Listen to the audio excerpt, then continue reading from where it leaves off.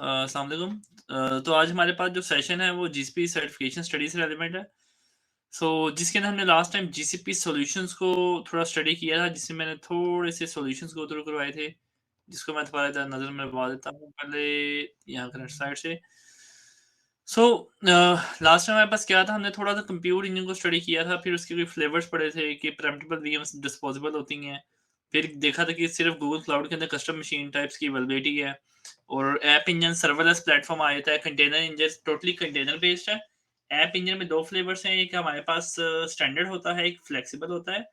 So it is manage service के आपने कोई पाइथन, जावा, गो किसी भी फ्रेमवर्क को अपलोड करना है, डिपेंडेंसी को थोड़ा बहुत चेंज करना है, और ये ऑटो स्केलिंग, हीलिंग हर चीज़ खुद मैनेज करता है। तो ये बहुत मैनेज प्लेटफ़ॉर्म है, और ये गूगल की 2013 या 14 की सबसे पहली प्रोडक्ट भी है जो क्लाउड पे उसने सेल करना शुरू की थी। So this is one of the pioneer service in Google cloud platform. और कंटेनर इंजन एक एडवांस टेक्नोलॉजी है, ये बहुत ज़्यादा चली है। 2000 यू कैन से 13-14 के बाद से कंटेनर का ही बूम है। फिर 2016 में आई गेस या 17 में कुबरनेटिस की इजाद है। It moves on cloud native का जो सफ़र है वो कंटेनर्स के through you can say start होता है मोस्टली। सो आज जो हमारे पास सेशन है, इसके अंदर मैंने आपको थोड़े से कुछ लैब्स करवानी है, जिसके अंदर कुछ हमारे पास चीज़ें होंगी कि हम मशीन किस तरह बना सकते हैं, नेटवर्किंग किस तरह बना सकते हैं। बेसिक सी लैब्स होंगी, ताकि आपको जस्ट एक ओवरव्यू हो जाए कि काम होता है किस तरीके से है। मैं इसको यहाँ पे देता हूँ एक लैब को, और साथ-साथ मैं करके दिखाऊँगा। तो कोपन्स ईमेल पे शेयर करेंगे मेरे ख्याल में, प्रैक्टिस के लिए। जी, जी, जी, या क्विक लैब का एक्चुअली ईमेल के अलावा और किसी कोई ऐसा प्लेटफ़ॉर्म नहीं जिसके अलावा हम हाँ जी, शेयर कर शेयर हो सकें सके। इनके साथ, तो हाँ, हमें शेयर नहीं ईमेल होगा। चाहिए ठीक है। और जी, आवाज़ आ रही है आपको? हाँ, मैं सुन रहा हूँ, ठीक है। एक और जी, देखो। जी। तो ईमेल इन्हें लाज़मी शेयर करने होंगे और क्या नाम है, जो लोग एंड तक रहेंगे सिर्फ़ उनके साथ ही लैब जो है वो लैब के क्रेडिट शेयर किए जाएँगे, मैं ये ठीक। बता दूँ। टाइम स्टैम्प आ रहा होता है गूगल फॉर्म में। सो हाँ, ये तो हमारा ये जिस प्लेटफ़ॉर्म पे हमारा मीटिंग चल रही है, ये डेव का है ना, तो इससे पूरा डाटा आ रहा होता है अटेंडेंस का, इन चीज़ों का। I agree on this. ये थोड़ा प्रो प्लेटफ़ॉर्म है इसका। एनीहाउ, अ, अब ये जो लैब है हमारे पास, पहली लैब है creating virtual machine in Google cloud, ठीक है? GS से कोड है। अब मैं इसको स्टार्ट लैब्स किस तरह काम करता है, सबसे पहले आप अकाउंट बनाते हैं, अकाउंट के बाद आप इसके अंदर अगर वाउचर हो तो क्रेडिट्स को सेटिंग्स में आके अप्लाई कर सकते हैं। अगर आप हमारे साथ रहेंगे तो उसमें आपको वाउचर्स दे दिए जाएँगे, जब आप उसे अप्लाई करेंगे तो आपकी लैब्स इस तरह फ्री आ रही होंगी। वरना वो आपसे क्रेडिट माँग रहा होगा, 5-6 क्रेडिट पर लैब ना। दैट इज़ पेड, अ, उसके पैसे लगते हैं।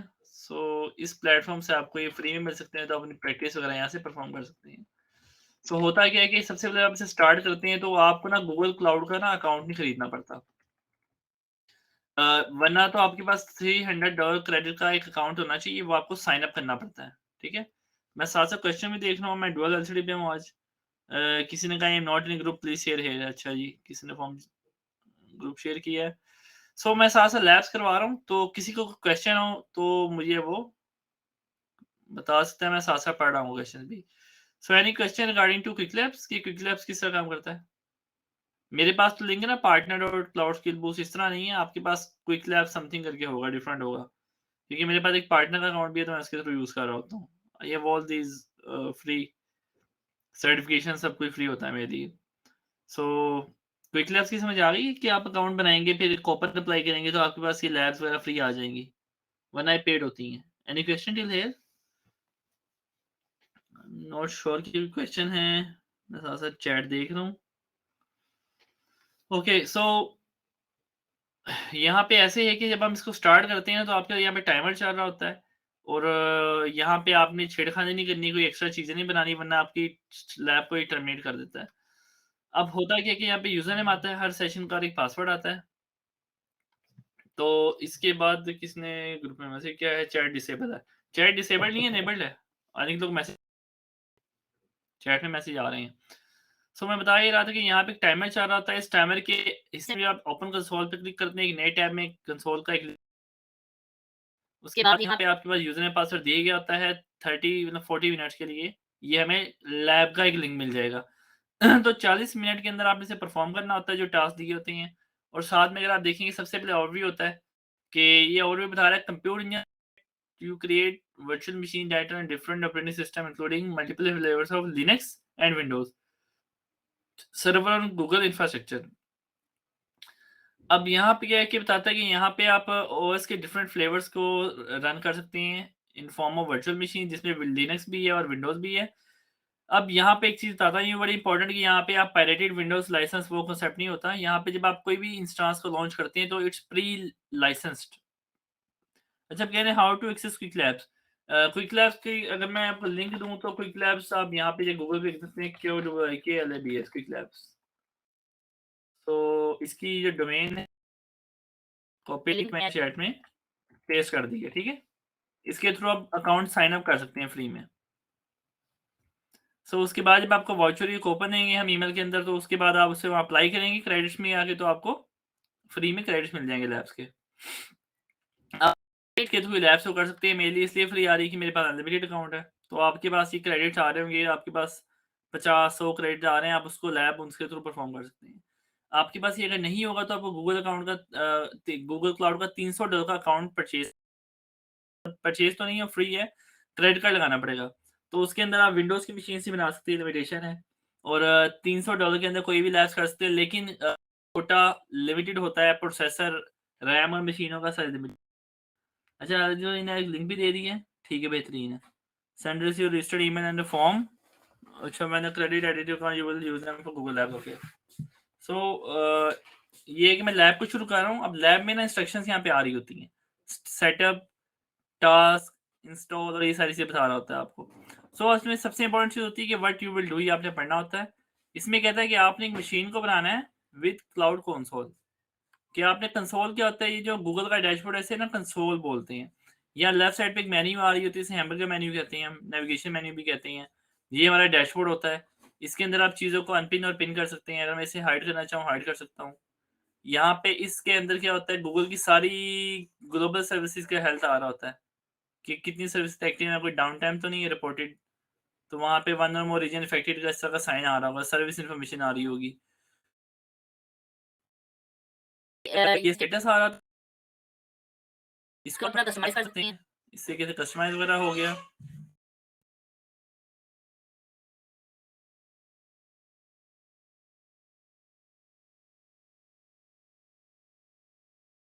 अब यहाँ पे क्या है कि हमारे पास जो है इसको हम थोड़ा मॉडिफ़ाई भी कर सकते हैं, अगर हमें कोई चीज़ ना चाहिए हो, हाइड कर दिया इसको। और डॉक्यूमेंटेशन की भी हमें ज़रूरत नहीं पड़ती, इसको हाइड कर सकते हैं। तो ये है कि हम इसको थोड़ा बहुत यहाँ पर हम इसको थोड़ा बहुत मॉडिफ़ाई कर सकते हैं। जो चीज़ हमने रखनी है उसको रखेंगे, जो चीज़ हमें नहीं चाहिए हम हाइड कर देंगे। गेटिंग स्टार्टेड इस तरीके से। ये हमारे कार्ड्स कहते हैं ना इसको, कस्टमाइज़ कर सकते हैं। ये आप एक डैशबोर्ड होता है, जो-जो चीज़ें आपको चाहिए मॉनिटरिंग की आप यहाँ पे रख सकते हैं, जो भी आपको हिस्सा चाहिए हो इम्पोर्टेंट चीज़ें हैं, प्रोजेक्ट का नाम होता है। एक प्रोजेक्ट का नंबर होता है, ये ग्लोबल यूनिक होता है गूगल के। मतलब हर इंसान का, हर बंदे का अकाउंट का आईडी और project ID it should be always different. Project number हमेशा एक यूनिक आइडेंटिटी होगी। उसके बाद प्रोजेक्ट आईडी भी डिफरेंट होगा, प्रोजेक्ट नेम कोई भी सेम रख सकता है। सबसे पहले डैशबोर्ड का तारुफ हो गया थोड़ा-सा कि डैशबोर्ड क्या करता है, ये डैशबोर्ड है। उसके बाद आपने क्या करना है, वो कहता है कि आप बनाएँगे एक कंसोल के थ्रू, फिर आप एक जी क्लाउड सीएलआई के थ्रू बनाएँगे। अब क्लाउड कंसोल क्या है? जीयूआई है, क्लिक कर रहा हूँ, ये जीयूआई है, ठीक है? Graphical user interface. उसके बाद जब मैं जी क्लाउड कमांड लाइन से बनाऊँगा तो मैं क्या करूँगा, मैं कमांड लाइन शेल के थ्रू बनाऊँगा, ये शेल यहाँ सीधे हाथ आ रहा होता है। अभी हम क्या करेंगे कि हम बनाएँगे एक मशीन को और पहले कंसोल के थ्रू फिर शेल के थ्रू। उसके बाद उसके अंदर कोई वेब सर्वर की इंस्टॉलेशन करेंगे, कोई छोटा-सा एक वेब सर्वर है वो डिप्लॉय करेंगे।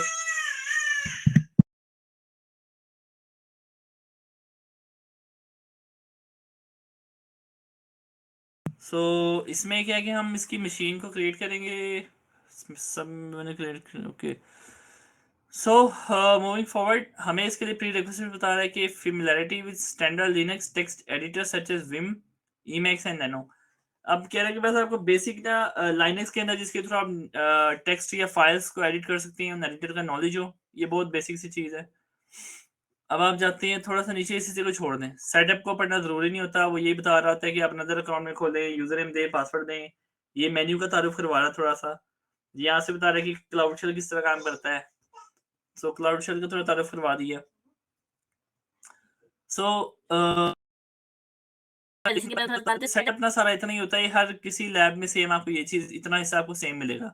क्विक लैब्स की हर लैब में ये हिस्सा सेम आपको नजर आएगा हमेशा।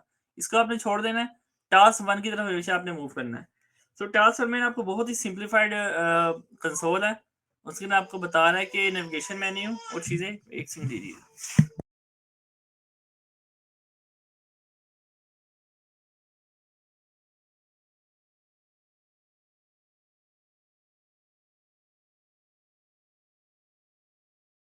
Okay back. सो यहाँ पे बताता है कि नेविगेशन कंप्यूटर इंजन की फीचर में ये है।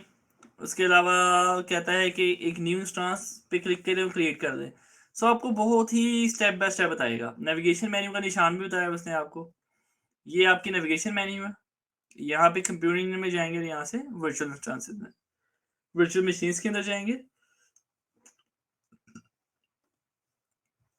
सो वर्चुअल मशीन्स के बस जाने के बाद एक यहाँ पे ना ट्यूटोरियल और लर्न का ऑप्शन आ रहा था, ये इन्फॉर्मेटरी होता है, इसको आप क्लोज कर सकते हैं।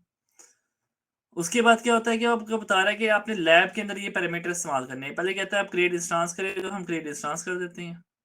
उसके बाद वो है कि इसके लिए पैरामीटर आपने ये प्रोवाइड करने हैं। सबसे पहले नेम के अंदर आपने क्या वैल्यू देनी है, रीजन में क्या वैल्यू देनी है, जोन कौन सा देना है, सीरीज कौन सी देनी है, उसके अलावा बूट डिस्क कौन सी डिफाइन करनी है। मैं आपको पूरा गो थ्रू करवाता हूँ इसका कि क्या क्या पैरामीटर यहाँ पे होते हैं। सो स्क्रीन विजिबल है, थोड़ा जूम करने की जरूरत तो नहीं, मैं साथ बता देना, क्योंकि वो होता है कि ना वो स्क्रीन थोड़ी जूम इन ना हो तो फिर पढ़ने में दिक्कत होती है। This is fine. Okay fine. So सबसे पहले ना मशीन का होता है नाम, नेम। सो गूगल फाइन है, ठीक है। सो गूगल क्लाउड में सबसे पहले मशीन का आपने देना होता है नाम। यहाँ पे न्यू वीम इंस्टांस ये और फीचर अभी हम नहीं देख रहे।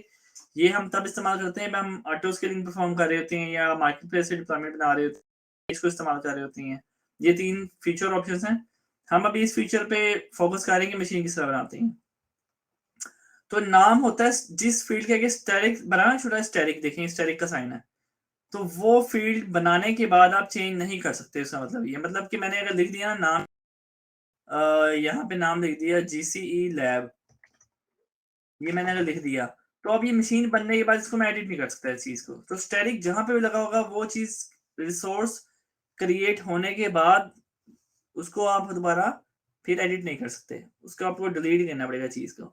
सो रिसोर्स क्या होता है गूगल में, मशीन, गूगल में IP, virtual private cloud VPC जिसके ऊपर नेटवर्क होता है। उसके अलावा आपकी गूगल में किसी भी कंपोनेंट को, किसी भी सर्विस को हम एक रिसोर्स बोलते हैं और उसकी जमा रिसोर्सेज है।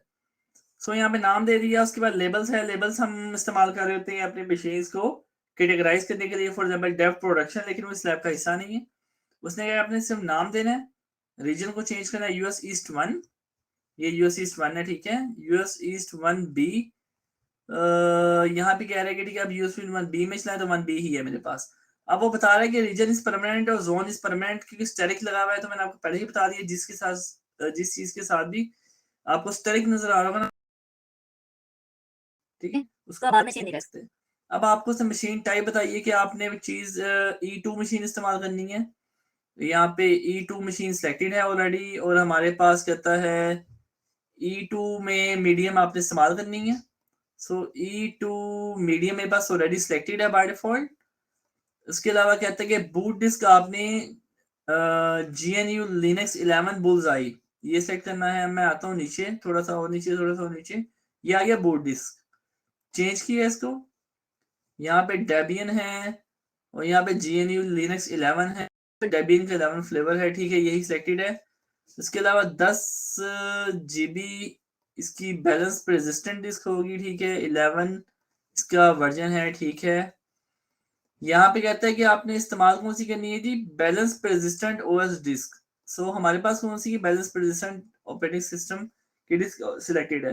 अब ये बैलेंस PD ये क्या चीजें, एक्सट्रीम PD SSD क्या है, स्टैंडर्ड परसिस्टेंट डिस्क कहते हैं हार्ड डिस्क को, SSD कहते हैं SSD को। इसके अलावा एक्सट्रीम होती है NVMe, और ये बैलेंस्ड है ना, ये SSD और हार्ड ड्राइव का मिक्स है, मतलब कि price to performance mix factor बनी हुई है। तो हम डेव में यू कैन से ये भी चला सकते हैं, हार्ड ड्राइव पे भी मशीनों को चलाते हैं, लेकिन हार्ड ड्राइव की परफॉर्मेंस लो होती है एज कम्पेयर टू एसएसडी। आईओप्स इसके ज़्यादा होते हैं एसएसडी के। उसके अलावा आपके पास एक्सट्रीम पीडी है, ये एंटरप्राइज एनवीएमई है, ये काफ़ी एक्सपेंसिव है, कम से कम 500 जीबी में होती है, बहुत एक्सपेंसिव है। सो इस लैब में जो कह रहा है आपने बैलेंस परसिस्टेंट डिस्क को इस्तेमाल करना है, जो कि हार्ड ड्राइव और एसएसडी का मिक्स है परफॉर्मेंस में। इसको सिलेक्ट किया। आप जितनी फास्ट चीज लेंगे ना उतना पैसे बढ़ते हैं, याद रखिएगा। सिलेक्ट किया, बैलेंस को सिलेक्ट कर दिया। सो यहाँ पे कुछ चीजें थी कि सीरीज सिलेक्ट की, इसकी मशीन की वीसीपी और रैम सिलेक्ट की। इसे हम कस्टमाइज भी कर सकते हैं, लेकिन हम स्टैंडर्ड के साथ जा रहे हैं, स्टैंडर्ड स्लॉट के साथ। इसके अलावा इसको हम एडवांस को नहीं पढ़े, वीसीपी प्लेटफॉर्म के आते हैं। कंटेनर कंपनी शेड है, हमें सिर्फ बूट चेंज करनी है। हम इसके ऊपर एक लिनक्स 11 डेबियन की मशीन को बूटअप कर रहे होंगे। सो यहाँ पे जब हम चीज सेलेक्ट करते हैं ना, यहाँ पे प्राइस आ रही होती है 46 पूरा महीना चलाने के लगेंगे, और 0.03 ओनली इसकी प्राइस होगी पर और प्राइसिंग है यहाँ पे। यहाँ पे गूगल की जो बिलिंग है ना, वो पर सेकंड होती है बेसिकली। नो ऑफरेंट कॉस्ट एंड पर सेकंड बिलिंग। सो यहाँ पे हर सेकंड के हिसाब से बिल आपको चार्ज हो रहा होगा। जैसी मशीन स्टार्ट होगी तो 0.03 आपको नहीं पड़ेंगे। सो यहाँ पे क्या है कि आपके पास बता रहा है कि आइटम की स्पेसिफिकेशन क्या है। 2 वीसीपीयू हैं और 4 जीबी मेमोरी है, और इसकी 10 जीबी इसकी स्टोरेज है, और टोटल आपका महीने का बना है 25.46। इसे लेस कर लेस हो जाएगा, इसको ऐसे ही करना हो तो डिटेल आ जाएगी। और यहाँ तक समझ आ गई? कोई क्वेश्चन है किसी का? ये बूट डिस्क को सेलेक्ट किया तो उसका ऑपरेटिंग सिस्टम सेलेक्ट हो गया यहाँ से, बूट डिस्क से। यहाँ से उसका साइज सेलेक्ट किया, परफॉर्मेंस कितनी चाहिए। एनी क्वेश्चन टिल नाउ और शुड आई मूव फॉरवर्ड? किसी का सवाल है तो ग्रुप में पूछ सकता है। व्हाट्सएप पे मैं देख रहा हूँ, और मैं यहाँ पे देख रहा हूँ ताकि मैं इसको साथ में डिफाइन कर दूँ। इफ एनी चैलेंज,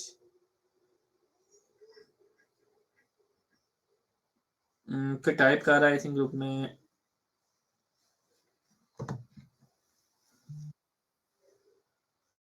कंफर्मेशन नहीं आ रही, पता नहीं कौन बेचारा, उसकी कंफर्मेशन नहीं आई। नहीं हो सो यहाँ तक क्लियर है? कोई चैट में टाइप कर सकता है एक बंदा, ताकि मैं मूव फॉरवर्ड करूँ फिर।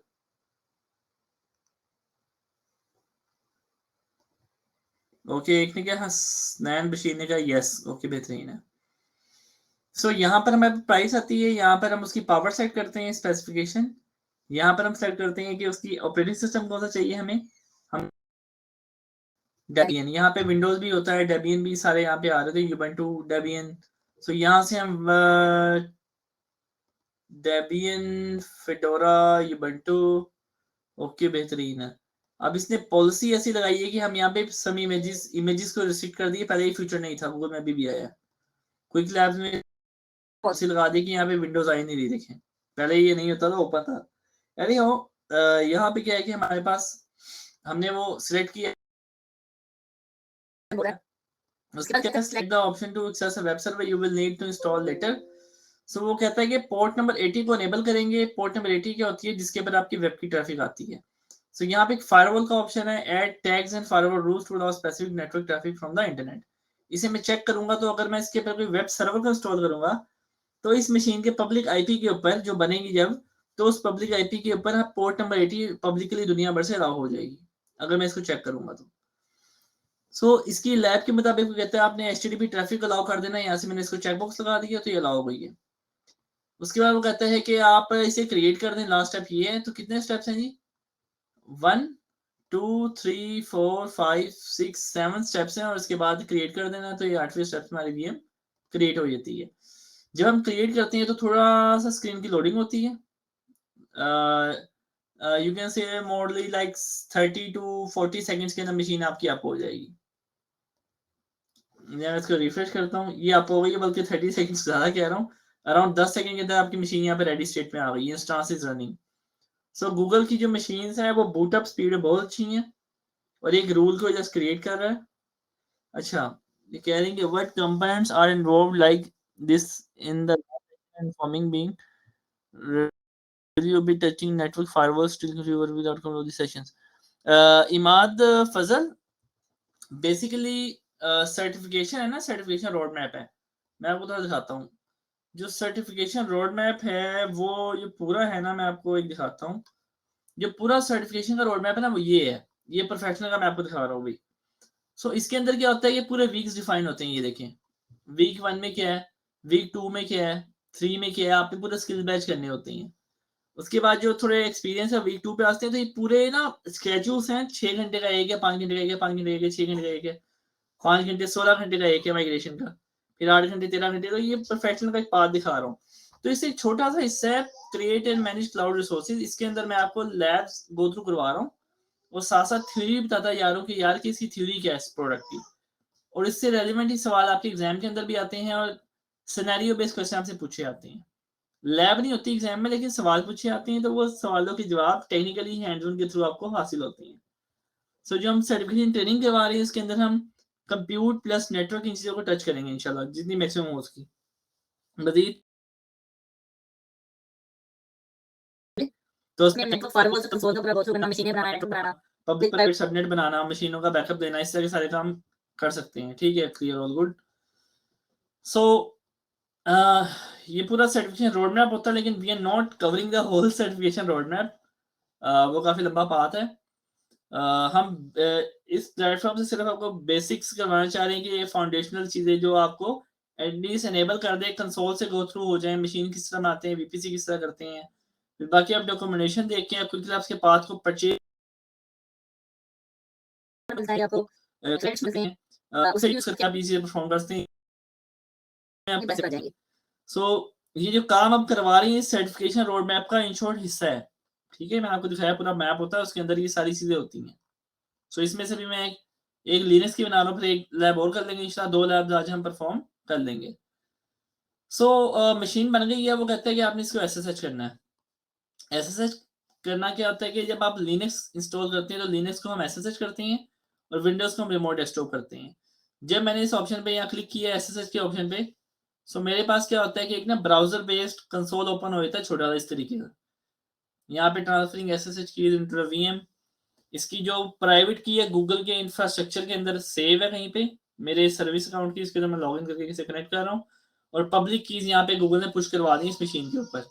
यहाँ पे आप अपनी पब्लिक की भी इस्तेमाल कर सकते हैं मशीन के ऊपर जाके ना, और जो प्राइवेट की है आपके पास होती है। लिनक्स के केस में 2 तरह की कीज होती हैं, एक पब्लिक की, एक प्राइवेट की। तो जो पब्लिक की होती है वो आपकी मशीन के ऊपर होती है, लिनक्स की मशीन पे जैसे मशीन ओपन हो रही है। और जो प्राइवेट की होती है वो आपके लैपटॉप या आपके सिस्टम में सेव होती है, वो आप किसी से शेयर नहीं कर सकते। तो ये लिनक्स के सिनेरियो में बात हो रही है। लिनक्स में पब्लिक और प्राइवेट की का ना कॉन्सेप्ट होता है।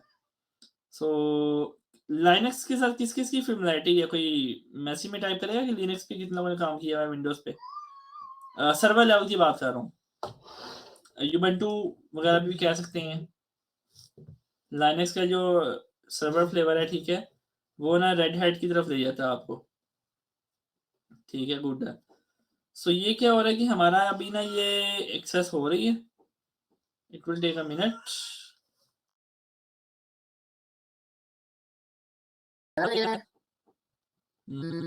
ठीक है, ऐसे होना चाहिए।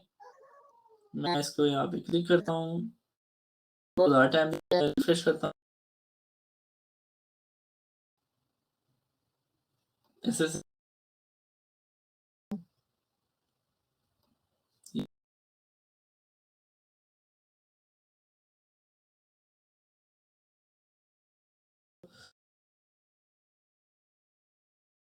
जब आपकी मशीन बनती है ना, रीइंस्टॉल से चलती है, आपको स्टेटस बता रहा है, नाम बता रहा है, आपको लेबल्स कंडीशंस है, किसकी जरूरत है, आप टेक्स्ट दे सकते हैं। रीसेट के थ्रू मशीन सॉफ्ट रिबूट होती है। इसके अलावा आपके पास स्टार्ट, अगर मशीन स्टॉप है तो उसको स्टार्ट कर सकते हैं, अगर मशीन कर सकते हैं। उसके अलावा रीसेट से रीस्टार्ट होती है। एक सस्पेंड का ऑप्शन भी है, लेकिन यहाँ सस्पेंड में सपोर्टेड इज हाइबरनेट भी कहते हैं। ये इसकी बेसिक्स रिकमेंडेशंस क्या होती हैं।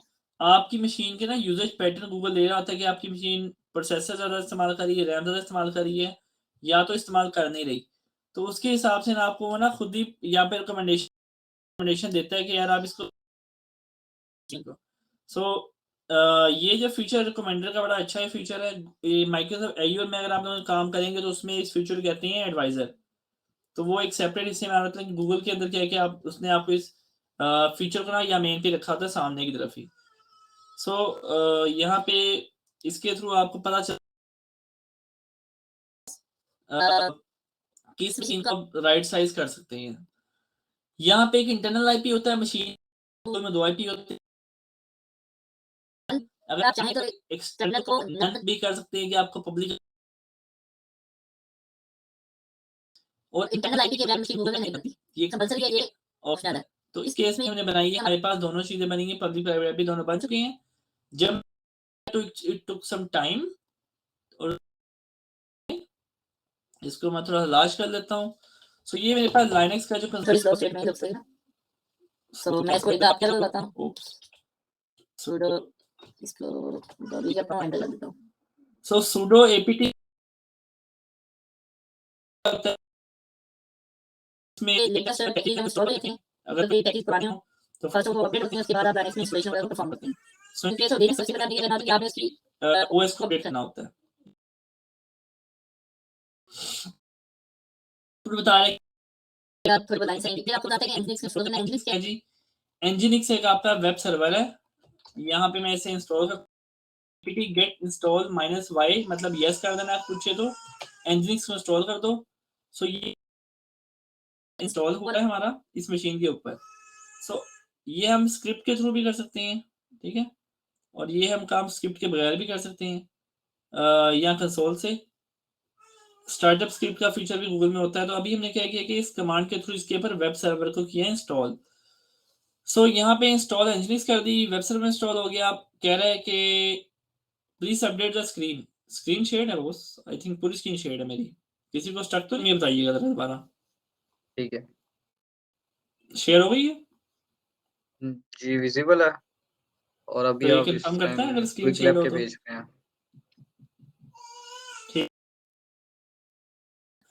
सो यहाँ पे ये इंस्टॉल एनजिनिक्स की कमांड ये वाली है। एनजिनिक्स एक वेब सर्वर होता है, उसमें इंस्टॉल और वेब सर्वर करने के बाद हम देखेंगे कि उसकी सर्विस चल रही है कि नहीं। जैसे हमारी विंडोज में सर्विस, सो वो कहते हैं हमारा पाथ प्रोसेस ये बता रहा है यहाँ पे एनजिनिक्स एसबीन के अंदर जाके इसी एनजिनिक्स सर्विस रनिंग में। तो जितनी भी यूबंटू की रनिंग सर्विसेज होती हैं वो बिन के फोल्डर में मौजूद होती है।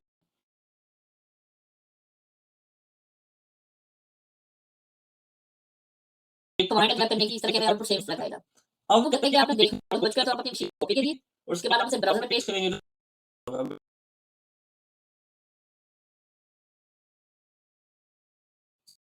करें। सो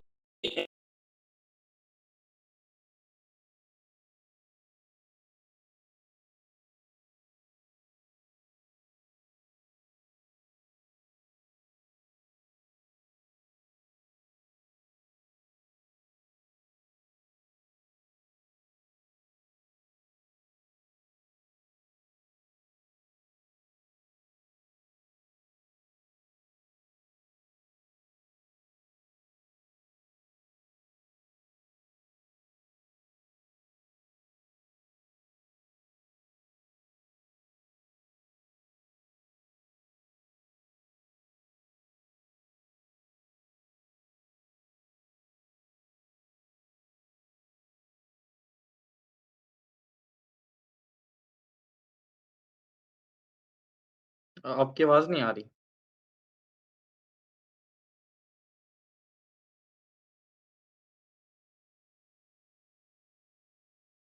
आई थिंक उनका भी कोई इंटरनेट इशू है।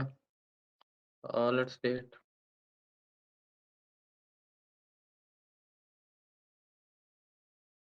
No, we cannot hear you. Let me see.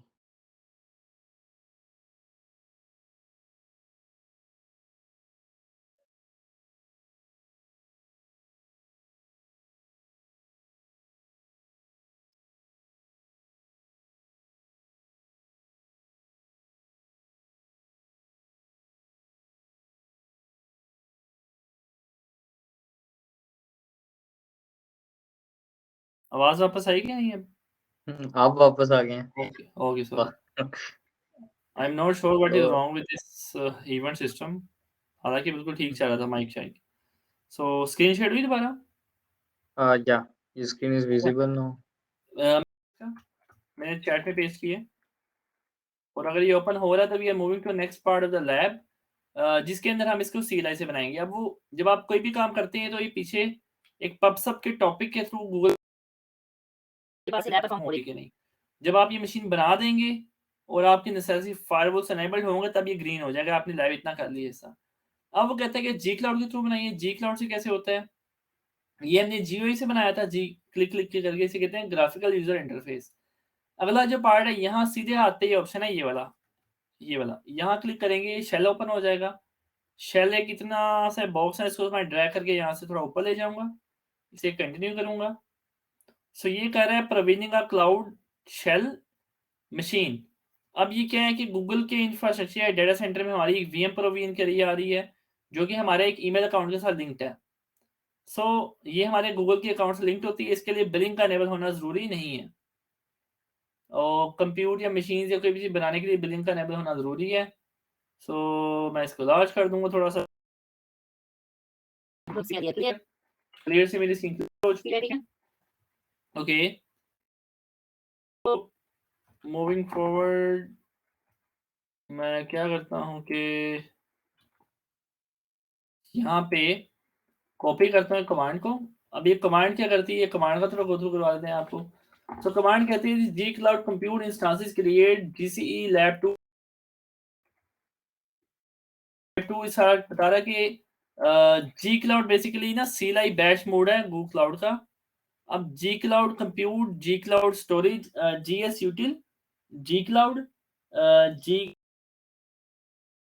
क्यों?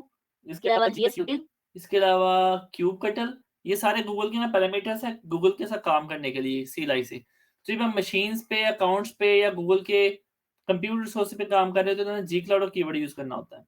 उसके बाद जी क्लाउड कंप्यूट मतलब मशीन बनाओ, कंप्यूट इंजन, कंप्यूट इंस्टांसेस, इतना कीवर्ड स्टैंडर्ड रहेगा। उसके बाद जो अगली चीज है क्रिएट के बनाओ, GCE लैब 2 ये मशीन का नाम है।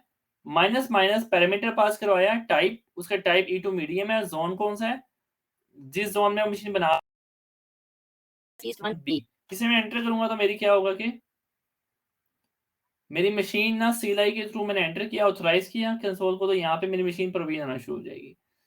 सो इस तरीके से आपके कंसोल के बाद एरर मतलब कि आउटपुट आएगा कि आपकी मशीन क्रिएट हो गई है। मैं कुछ चीज़ें बताता हूँ कि यहाँ पे जोन और रीजन क्या होता है और बाकी कुछ चीज़ें क्या हैं। सो बेसिकली दो चीज़ें होती है, एक रीजन होता है, एक होती है जोन। जो जोन है वो छोटी बाउंड्री है और जो मल्टीपल ज़ोन्स होते हैं, ज़ोन्स को डेटा सेंटर भी कहा जाता है। दो गूगल के जो जोन्स हैं उनके दरमियान में कम से कम 120 माइल्स का फिजिकल डिस्टेंस होता है। रीजन्स है गूगल के ना दो। सो दो रीजन्स हैं, मतलब कि ईस्ट यूएस और वेस्ट यूएस में एटलीस्ट 120 माइल्स का फिजिकल डिस्टेंस होगा डेटा में। उसके बाद बात करते हैं जोन्स की। तो जोन्स एक ही साथ या 3 से 4 बिल्डिंग्स या थोड़े से फासले पे डिफरेंट डेटा सेंटर की बिल्डिंग होती हैं। सो गूगल की जो यूएस ईस्ट यहाँ पे मैंने यूज किया है जोन यूएस ईस्ट 1B। तो यहाँ पे यूएस ईस्ट 1 का जो रीजन है उसके अंदर B डाटा सेंटर है, उसके अंदर मेरी मशीन डिप्लॉय हो चुकी है।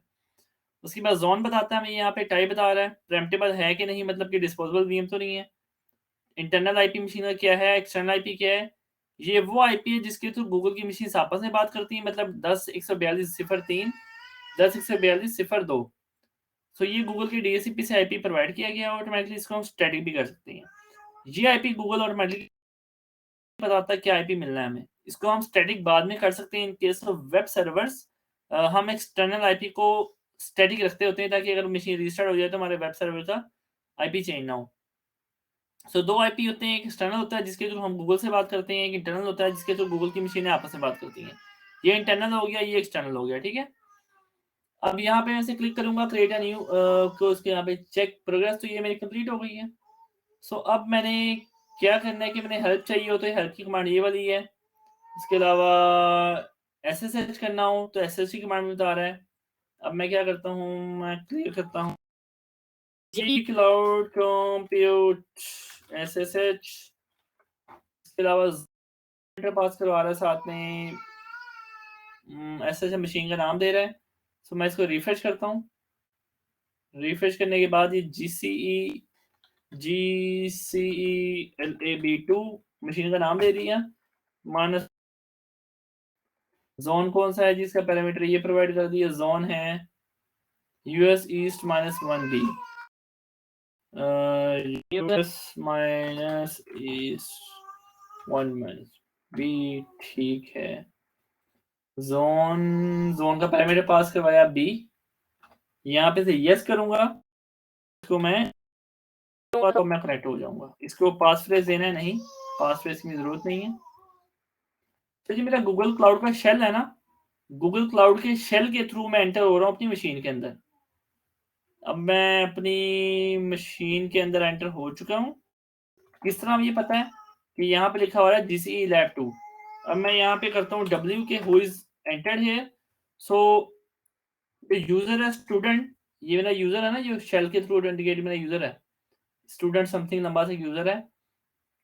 ये शेल का यूजर ऑथेंटिकेट हुआ है किसी गूगल के इंटरनल आईपी से, जो इसका मेरी ये जो क्लाउड शेल है इसका आईपी है पब्लिक है, और लॉगिन टाइम आ रहा है आइडल सीपीयू सारी चीजें। अगर मैं इसे कहीं और से करता हूँ, फॉर एग्जांपल एसएसएच भी करता हूँ, सो एसएसएच करने के बाद देखते हैं कि मैं अपने घर के आईपी से कनेक्ट कर जाऊंगा। सो इसकी 2 लोकेशंस हो जाएंगी। उसके बाद हम IAP आइडेंटिटी वेब प्रॉक्सी के थ्रू भी मशीन को एक्सेस कर सकते हैं।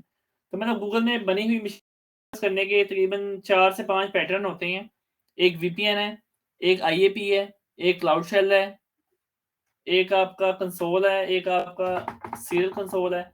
सो अब मेरे 2 सेशन आ गए। ये पहला आईपी है 3487 वाला, ये क्लाउड शेल का आईपी है, ये मेरे घर का आईपी है 35 235 टू 43 टू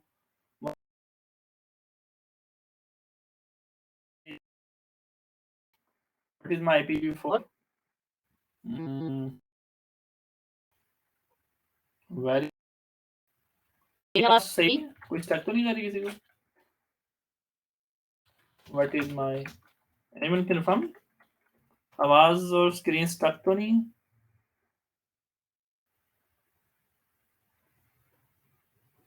हेलो, नहीं, मुझे तो सब कुछ ठीक लगता है, सही है। ओके भेज नहीं। सो अभी मैंने 2 तरीकों से एक्सेस किया है मशीन को। यहाँ पे मैं आईपीज बता रहा है मेरे, जहाँ से सेशन मेरा एक्टिव है। अगर मैं इसे एग्जिट कर देता हूँ तो मशीन मेरी एग्जिट हो जाएगी, और यहाँ से मैं एग्जिट का प्रेस करता हूँ तो मैं आ जाऊंगा अपने शेल पे। मैं शेल पे आ गया, क्लाउड शेल, और मेरा यूजर ये है शेल के अंदर। सो ये जो क्लाउड शेल चलता है आपके गूगल के अकाउंट से ऑथेंटिकेटेड होता है। हमेशा याद रखिएगा, जो आपका ईमेल होगा उसका पहले प्रीफिक्स को उठा के आपका यूजर यहाँ पे लॉगिन करवा देगा। तो ये आपका यूजर का हिस्सा यहाँ पे आ गया @cloud shell। सो ये लैब का एंड था। यहाँ पे एग्जिट करेंगे तो वो कहेगा एग्जिट हो गया, टेस्ट योर नॉलेज। सो जी इस सवाल का जवाब आप लोगों से लूंगा, आप बताएंगे। कहता है through which of the following veg can you create a VM instance in Google compute engine. कौन सा चेकबॉक्स करना है, कोई आंसर दे दे एक बंदा, फिर मैं आंसर लगा देता हूँ। कि वो कहता है कि बहुत ठीक है, गुड आंसर, दोनों से ही होता है। सबमिट किया, अब ये गुड टू गो।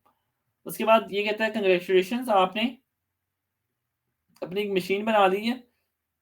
इस मशीन के अंदर हमने नेटवर्क को टच नहीं किया, अभी सिर्फ मशीन बनाने के बेसिक पैरामीटर्स को देखा है कि मशीन बनती किस तरह है, बस सिंपल सिंप्लेक्स पे काम किया अभी। सो ये कॉम्प्लेक्स पे काम नहीं किया अभी। इसे मैं एंड करता हूँ। सो इस तरीके से होती हैं जी यहाँ पे लैब्स हमारी परफॉर्म। यहाँ पे नेटवर्किंग टोपोलॉजीज के बारे में बता रहा है, माइग्रेशन के बारे में बता रहा है, वर्चुअल मशीन के बारे में बता रहा है। मैं आपको अपना एक थोड़ा नॉलेजफुल बात बताता हूँ रिगार्डिंग टू कंप्यूट। इंटरव्यू में या सर्टिफिकेशन में सवाल आते हैं, वो ये आते हैं, गूगल क्लाउड कंप्यूट फैमिली क्या है जी आपके पास। ये मैं आपको वो सवाल बता रहा हूँ जो इंटरव्यू में पूछा जाता है, जॉब इंटरव्यू में पूछा जाता है।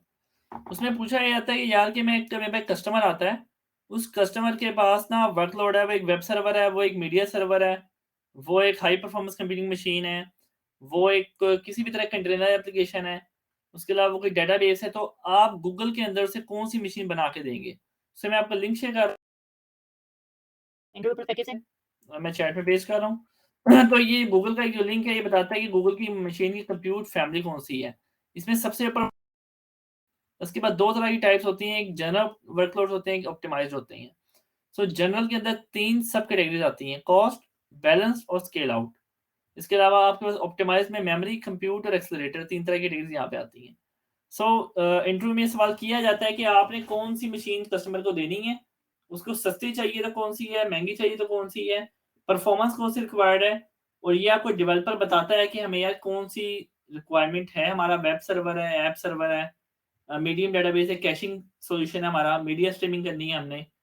तो मीडिया स्ट्रीमिंग के अंदर हम बात करें, और या प्रोडक्शन में आपको अपना एक एक्सपीरियंस बताऊँ जो हम इस्तेमाल कर रहे होते हैं, डेवलपमेंट में हम ये भी इस्तेमाल कर सकते हैं, और क्यूए टेस्टिंग में मतलब स्मॉल प्रोसेसिंग के लिए हम E2 इस्तेमाल कर सकते हैं, लेकिन प्रोडक्शन में और एप्लीकेशन की सिमुलेशन के लिए हमेशा N1 इस्तेमाल करते हैं। अगर हमें ज़्यादा परफॉर्मेंस चाहिए हो तो N2 पे जाते हैं, अगर हमें AMD चाहिए हो तो हम N2D पे जाते हैं। ये इंटेल बेस्ड है, ये भी इंटेल बेस्ड है, ये हमारे पास AMD बेस्ड सॉल्यूशन है। सो अब इसके अलावा बाकी सॉल्यूशन भी हैं, कुछ स्पेसिफिक हैं, ERP सॉल्यूशन से रिलेवेंट है, स्केल ऑप्टिमाइज से हैं, वेब सर्विंग के लिए भी बने हुए हैं। सो ये टेबल बड़ा इंपॉर्टेंट है जो कि आपसे सवाल पूछे जाते हैं इंटरव्यू में। Any question regarding to this table? ये बहुत ज़रूरी है, इंटरव्यू क्वेश्चन भी आता होता है कि गूगल में आपको वर्कलोड की कैटेगराइजेशन के हिसाब से कौन सी मशीन चलानी है, तो आपको कौन सी चाहिए होगी। आपको बता T2, E2 या C2। कोई क्वेश्चन है याद है किसी का? एनी क्वेश्चन टिल नाउ और शुड वी मूव फॉरवर्ड? मैं चैट को देख रहा हूँ साथ में। अच्छा, ज़ाहिर कहते हैं कि सवाल याद तक नहीं है, ठीक है। सो अब क्या है कि ये सवाल पूछा जाता है, इसके अलावा इसकी टेक्निकल स्पेक्स आपने देखनी हो तो थोड़ा सा नीचे आ जाए इस पेज पे, यहाँ पे ना इसकी लिखी होती है N1, N2, N2D, T2D, इन सबकी ना CPU की फैमिली लिखी होती है। ये स्काईलेक, ब्रॉडवेल, हैज़वेल, सैंडी ब्रिज, ये इंटेल की टेक्नोलॉजीज हैं। N2 में कैस्केड लेक, आइस लेक, ये भी इंटेल की टेक्नोलॉजी है। AMD के अंदर हमारे पास N2D AMD में आता है, और T2D AMD ultra, I think ये AMD है। सो इसमें फ़र्क क्या है कि आर्किटेक्चर का, सो ये x86 पे ही होते हैं सारे। इसके अलावा vCPUs मैक्सिमम इसमें यहाँ पे 128, यहाँ पे 224 और यहाँ पे 60। तो यहाँ पे हमारे पास vCPUs की यहाँ पे रेशियो चेंज होती है। लेकिन यहाँ पे एक कंसेप्ट बड़ा इंपॉर्टेंट है, थ्रेडिंग का और कोर का। मतलब इसके ऊपर हाइपर थ्रेडिंग या वर्चुअलाइजेशन इनेबल्ड है, और यहाँ पे हाइपर थ्रेडिंग डिसेबल्ड है। सो यहाँ पे कोर और वर्चुअलाइजेशन का एक कंपैरिजन होता है, वो एक टेक्निकल चीज हो जाएगी, इसको मैं स्किप कर देता हूँ। लेकिन हाइपर थ्रेडिंग जो होती है वो अनेबल डिसेबल भी मैटर करता है आपकी एप्लीकेशन में। ओके, लाइब्रेरी एंड हो गई, ठीक है, उसकी जरूरत भी नहीं है। सो इसके अलावा extended memory, sole tenancy, disk type को सपोर्ट कर रहा है, मैक्सिमम एसएसडी कितनी लग सकती है, जोनल एसएसडी, पीडीज किसके सपोर्ट करती हैं, एसएसडी किसके सपोर्ट करती हैं, एक्सट्रीम पीडी किसके सपोर्ट करती है, फिर गूगल के निक्स कौन से सपोर्टेड है इस मशीन के साथ, मैक्सिमम नेटवर्क परफॉर्मेंस कितनी है मशीन के साथ, देखें ई सीरीज में 32 जीबी तक है, यहाँ पे एटलीस्ट 10 से स्टार्ट होती है, 32 तक जाती है, और हाई नेटवर्क बैंडविड्थ यहाँ पे आप एन सीरीज में बना सकते हैं, ई में नहीं बना सकते, up to 100 Gbps। So Google में मैक्सिमम Gbps आ रही निक की नेटवर्क इंटरफेस कार्ड की मशीन के वो है 100 Gbps, ठीक है। और डेटा सेंटर होता है, उसकी टोटल जो ट्रैफिक की या बैंडविड्थ कैपेसिटी या बोलते हैं नेटवर्क की जुबान में, तो वो 1300 टेराबाइट पर सेकंड है। 1300 Tbps की ट्रैफिक गूगल एक डेटा सेंटर में सपोर्ट कर सकता है कंकरेंटली। सो 1300 Tbps की ट्रैफिक एक पाइप में नहीं होती, इतनी बड़ी आप बैंडविड्थ कैपेसिटी बनाते हैं। यहाँ पे फिर आपके पास डिस्काउंट्स की बातें हो रही हैं, कुछ कोर मार्क की बातें हो रही हैं, टेक्निकल बेंचमार्किंग है प्रोसेसर की। सो ये बड़ा इंपॉर्टेंट था, आपको दिखाना जरूरी था। So I am closing this one, और अब हम बात करते हैं जी अगली लैब की तरफ। आज की दूसरी लैब देखते हैं हम, और मैं चैट साथ साथ देख लूँ कि चैट में क्या बातें हो रही थी। डबल चेक योर ईमेल, अच्छा ठीक है। Okay, so Adil, I think हमें ना एक इन्फोग्राफिक बनाना चाहिए, छोटी सी वीडियो बना देनी चाहिए ट्यूटोरियल पे कि यार ईमेल साइन अप किस तरह करना जाके, ताकि बंदे ना कंफ्यूज ना हो हमारे। I have seen in the both sessions के बहुत से बच्चे ना कंफ्यूज थे, हमें ईमेल नहीं आया। लेट तो मी चेक, हो सकता है क्विक लैब ने ऑलरेडी इसके ऊपर वीडियो बनाई हो। हाँ, ये बना देना इस लेट मी सिस्टम चेक से ऑन जो यूट्यूब। हाँ, जीडीसी से रिलेवेंट है ना जो, कि हम जिस तरह इवेंट हम बनाते हैं, फिर उसके बाद आपने साइन अप किस तरह करना है स्टूडेंट ने। और ये वीडियो बनाकर ना ग्रुप में डाल देना, पिन कर देना उसको, ताकि किसी को भी नेक्स्ट टाइम कंफ्यूजन ना हो इससे कि साइन अप किस तरह करना है। सो बात करते हैं आज की दूसरी लैब की तरफ। एक बेसिक लैब थी लैब, और या विंडोज़ की है, और कुबरनेटिस को हम छोड़ देंगे, ये भी थोड़ी एडवांस है। हम एक काम करते हैं कि हम विंडोज़ को भी देख लेते हैं। यहाँ विंडोज़ को चलाते हैं जी इस लैब में, हमने पहले लिनक्स ही चलाई थी, हम विंडोज़ को चलाएँगे। सो इसको हम बना रहे हैं, नेटवर्किंग इंस्टॉल अगले वीक में देख लेंगे। सो इसको हम अभी देखते हैं कि हम विंडो पे किस तरह काम कर सकते हैं, गूगल क्लाउड।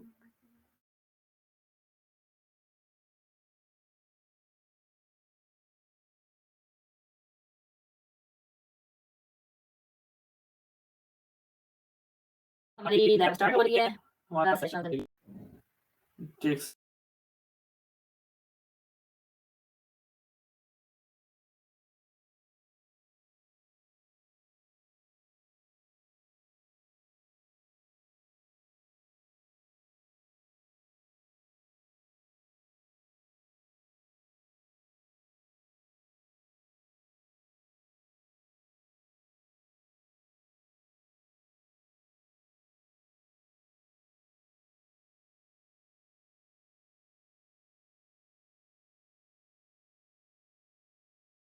नहीं, आपकी आवाज़ नहीं आ रही।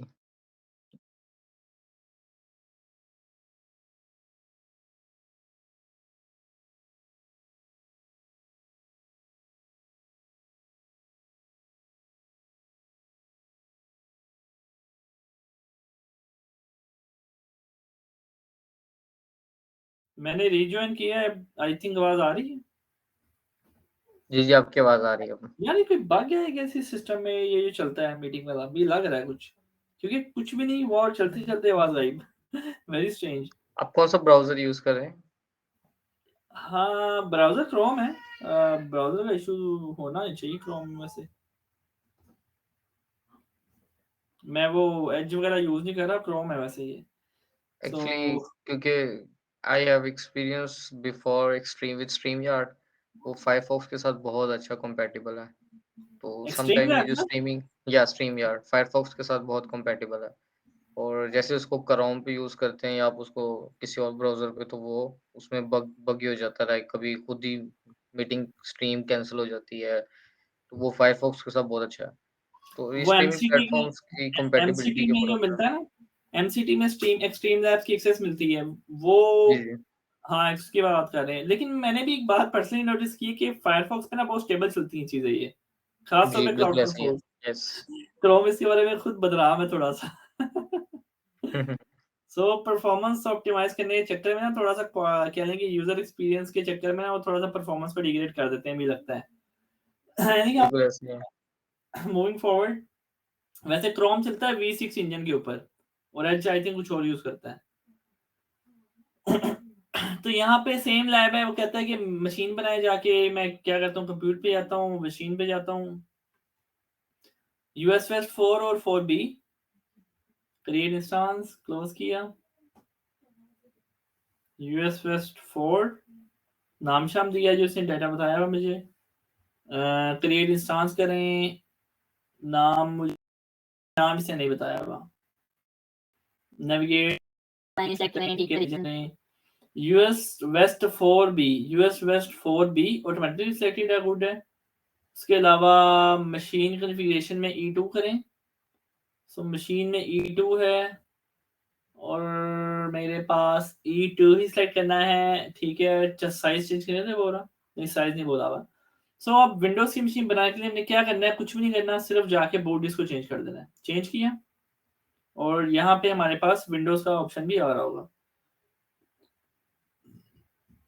यहाँ से हमने विंडोज़ को सेलेक्ट किया, और यहाँ से वो कहता है कि आपने सर्वर 2012 R2 डाटा सेंटर चलानी है। So Windows server 2012 R2 data centre minimal edition है, इससे 2008 क्लाउड पे आपको नहीं मिलेगा। डाटा सेंटर सेलेक्ट किया आपने, R2 डाटा सेंटर सेलेक्ट किया, और उसके अलावा इसको डिफ़ॉल्ट पे रहने दिया, और नीचे आप आते हैं तो कुछ और सेलेक्ट करने के लिए नहीं बोल रहा, ठीक है। सो आपने सिर्फ बूट इसको चेंज करना है। हैं तो थोड़ा कंफ्यूज होते हैं स्टूडेंट्स के 16 डाटा सेंटर है ना, कोर 2 होते हैं और 12 R2 data centre core 2 addition होती हैं। डाटा सेंटर GUI एडिशन होता है यहाँ पे विद डेस्कटॉप, उसमें लिखा भी हुआ नीचे, और ये होता है कोर, मतलब आप इसके ऊपर GUI आपको नहीं मिलेगा।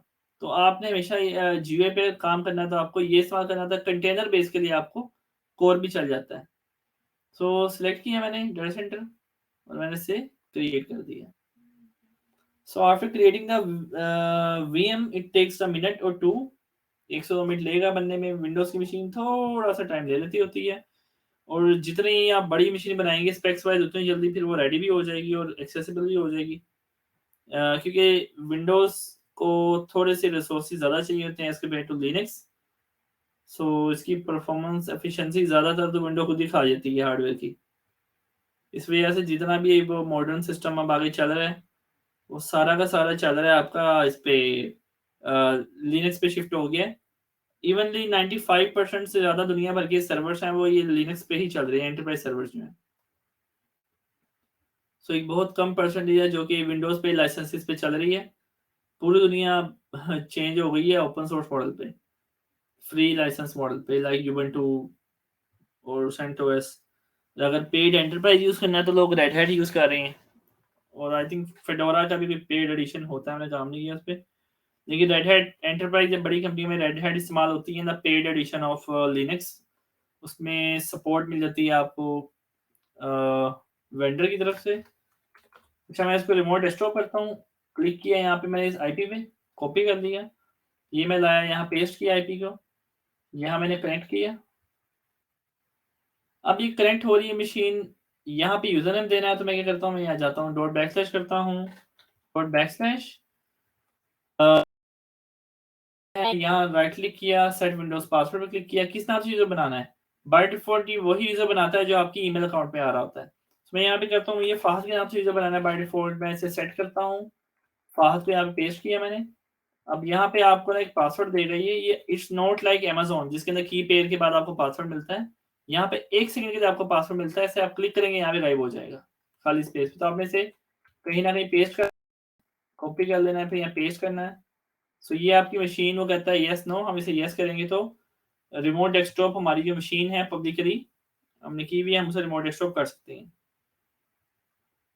सो अब ये क्या हो रहा है कि मेरी मशीन रिमोट हो रही है। इसको मैं थोड़ा सा छोटा कर लेता हूँ ताकि पूरी स्क्रीन पे एक्सपेंड ना हो।